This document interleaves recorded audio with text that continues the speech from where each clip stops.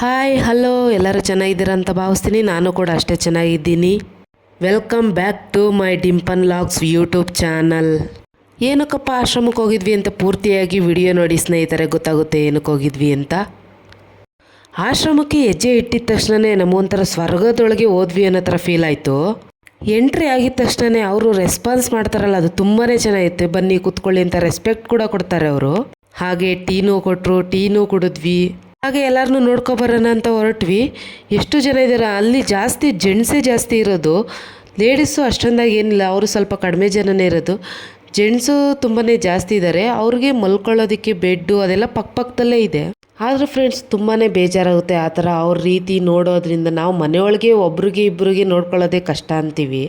ಅವರು 130 140 ಜನಕ್ಕೆ ಯಾವ ರೀತಿ ನೋಡ್ಕೋತಾರೆ, ಯಾವ ಥರ ಟ್ರೀಟ್ಮೆಂಟ್ ಇರುತ್ತೆ ಅವ್ರಿಗೆಲ್ಲ. ಊಟ, ನಾಷ್ಟ, ಬಟ್ಟೆ, ಸ್ನಾನ ಇವೆಲ್ಲನೂ ತುಂಬಾ ಖುಷಿಯಾಗುತ್ತೆ ನೋಡ್ತಾ ಇದ್ದರೆ. ಒಬ್ರಿಗೂ ಏನು ಭೇದ ಭಾವ ಆ ಥರ ಏನೂ ಇಲ್ಲ. ಒಬ್ರಿಗೆ ಯಾವ ಥರ ಇರುತ್ತೋ ಇನ್ನೊಬ್ರಿಗೂ ಅದೇ ಥರ ಟ್ರೀಟ್ ಮಾಡ್ತಾರೆ ಅವರು.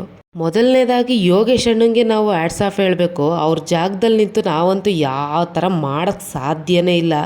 ಅವರು ಅಷ್ಟು ಮಟ್ಟಿಗೆ ನಿಂತು ಮಾಡ್ತಿದ್ದಾರೆ ಅಂದರೆ ತುಂಬ ಗ್ರೇಟ್ಫುಲ್ ಅಂತಲೇ ಹೇಳ್ಬೋದು. ಈ ರೂಮ್ ಬಂದು ಹೆಣ್ಮಕ್ಳದು. ಅದು ಸ್ವಲ್ಪ ಕಡಿಮೆ ಜನ ಇದ್ದಾರೆ, ಹಾಗಾಗಿ ಸ್ವಲ್ಪ ಚಿಕ್ಕ ರೂಮ್ ಇದೆ. ಹಾಗೆ ನೋಡ್ಕೊಂಡೆಲ್ಲ ಕ್ಲೀನ್ ಅಂತೂ ತುಂಬಾ ಚೆನ್ನಾಗಿದೆ.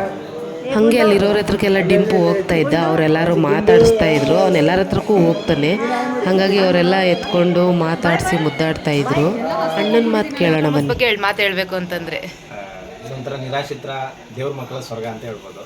ಸೊ ಇಲ್ಲಿ ಇವತ್ತು 140-150 ಜನ ಇದ್ದಾರೆ ಅಂದರೆ ಅದು ಎಲ್ಲ ಕನ್ನಡಿಗರು ಕೊಟ್ಟಂಥ ಆಶೀರ್ವಾದ, ಸಪೋರ್ಟು. ಜೊತೆಗೆ ನಮ್ಮ ಆಶ್ರಮ ಹೇಗೆ ಅಂತ ಹೇಳಿದ್ರೆ ಕೇವಲ ನಿರ್ಗತಿಕರು ಮಾತ್ರ. ಒಂದಷ್ಟು ಜನಕ್ಕೆ ನಿಮ್ಮ ಒಂದು ವಿಡಿಯೋ ಮುಖಾಂತರ ಒಂದಷ್ಟು ಜನಕ್ಕೆ ಗೊತ್ತಾಗಲಿ. ಸುಮಾರು ಜನ ನಮ್ಮ ತಂದೆ ಸೇರಿಸ್ಕೊಳ್ಳಿ, ನಮ್ಮ ತಾಯಿನ ಸೇರಿಸ್ಕೊಳ್ಳಿ, ದುಡ್ಡು ಕೊಡ್ತೀನಿ ಅಂತಾರೆ.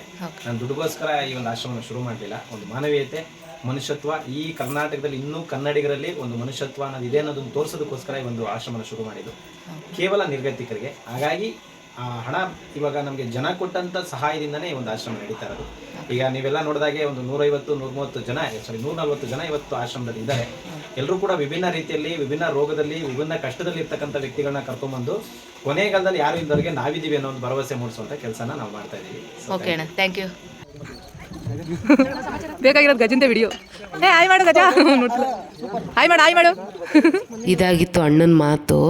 ಇವನ್ನೆಲ್ಲ ನೋಡ್ಕೊಂಡು ಹಂಗೆ ಗೋಶಾಲೆ ನಿಂತು ಗೋಶಾಲೆನೂ ನೋಡ್ಕೊಬರೋಣ ಅಂತ ಹೊರಟ್ವಿ. ನಾವು ಏನಕ್ಕಪ್ಪ ಆಶ್ರಮಕ್ಕೆ ಹೋಗಿದ್ವಿ ಅಂದರೆ, ನಮ್ಮ ಡಿಂಪುದು 1ನೇ ವರ್ಷದ್ದು ಬರ್ತ್ಡೇ ಇತ್ತು.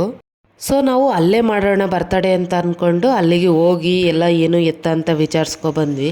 ಇದೊಂದು ಬೋಲ್ಡ್ ನೋಡಿದ್ವಿ. ಯಾವುದೇ ಸಹಾಯ ಇಲ್ದಿರ ಅವರು ಸ್ವತಃ ಅವರೇ ಮಾಡ್ತಾ ಇರೋದಿದು. ಅದಕ್ಕೋಸ್ಕರನೇ ಅದು ಗೇಟ್ ಹತ್ರ ಹೋಗಿದ ತಕ್ಷಣವೇ ಬೋಲ್ಡ್ ಕಾಣುತ್ತೆ. ಇದು ಬರ್ತ್ಡೇ ಸೆಲೆಬ್ರೇಷನ್ದು, ಆವಾಗ ಪೂಜೆ ಮಾಡ್ತಾ ಇರೋದು ಅಣ್ಣ.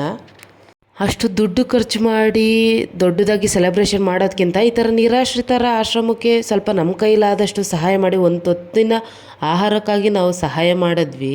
ಅದು ನಮಗೆ ತುಂಬಾ ಖುಷಿ ಆಯಿತು. ಅಣ್ಣನೂ ತುಂಬಾ ಚೆನ್ನಾಗಿ ಮಾತಾಡ್ಸಿದ್ರು. ಯಾರೆಲ್ಲ ಪೂರ್ತಿ ವಿಡಿಯೋ ನೋಡಿದ್ದೀರಾ ಅವ್ರಿಗೆಲ್ಲ ಧನ್ಯವಾದಗಳು ಹೇಳ್ತೀನಿ. ಈ ವಿಡಿಯೋನ ಆದಷ್ಟು ಜನರಿಗೆ ಶೇರ್ ಮಾಡಿ, ಅವರು ಹೋಗಿ ಅಲ್ಲಿ ಒಂದು ಸೆಲೆಬ್ರೇಟ್ ಅಂತ ಮಾಡ್ಕೊಳ್ಳಿ. ಅವ್ರಿಗೂ ಆಶೀರ್ವಾದ ಸಿಗುತ್ತೆ, ನೆಮ್ಮದಿ ಸಿಗುತ್ತೆ. ನಮ್ಮ ಫ್ಯಾಮಿಲಿಗೂ ತುಂಬಾ ಇಷ್ಟ ಆಯಿತು. ಆ್ಯಕ್ಚುಲಿ ನಾನು ಸೀಮಂತನ ಇಲ್ಲೇ ಮಾಡ್ಕೊಳ್ಳೋಣ ಅಂದ್ಕೊಂಡೆ. ಅವಾಗ ಅಷ್ಟೇನು ಪರಿಚಯ ಇರಲಿಲ್ಲ. ಈ ಫ್ರೆಂಡ್ ಕಡೆಯಿಂದ ಸ್ವಲ್ಪ ಪರಿಚಯ ಆಯಿತು. ಹಾಗಾಗಿ ಬರ್ತಡೇನ ಇಲ್ಲೇ ಸೆಲೆಬ್ರೇಟ್ ಮಾಡ್ಕೋಬೇಕು ಅಂತ ಅಂದ್ಕೊಂಡ್ವಿ. ಇದಾಗಿತ್ತು ಇವತ್ತಿನ ವ್ಲಾಗ್. ದಯವಿಟ್ಟು ಶೇರ್ ಮಾಡಿ, ಕಮೆಂಟ್ ಮಾಡಿ. ಮನುಷ್ಯತ್ವಕ್ಕೆ ಬೆಲೆ ಕೊಡಿ ಅಂತ ಹೇಳ್ತಾ ಇವತ್ತಿನ ವ್ಲಾಗ್ನ ಎಂಡ್ ಮಾಡ್ತಾ ಇದ್ದೀನಿ. ದಯವಿಟ್ಟು ಸಬ್ಸ್ಕ್ರೈಬ್ ಮಾಡಿ. Thank you so much.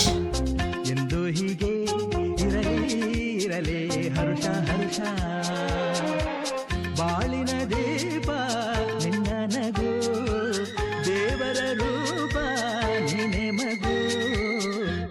ನಗುತ್ತಾ ಬಾಳು ನೀನು 100 ವರ್ಷ. ಎಂದು ಹೀಗೆ ಇರಲಿ ಹರುಷ. ಉಲ್ಲಾಸದ ಶುಭ ದಿನಕ್ಕೆ ಸಂತೋಷವೇ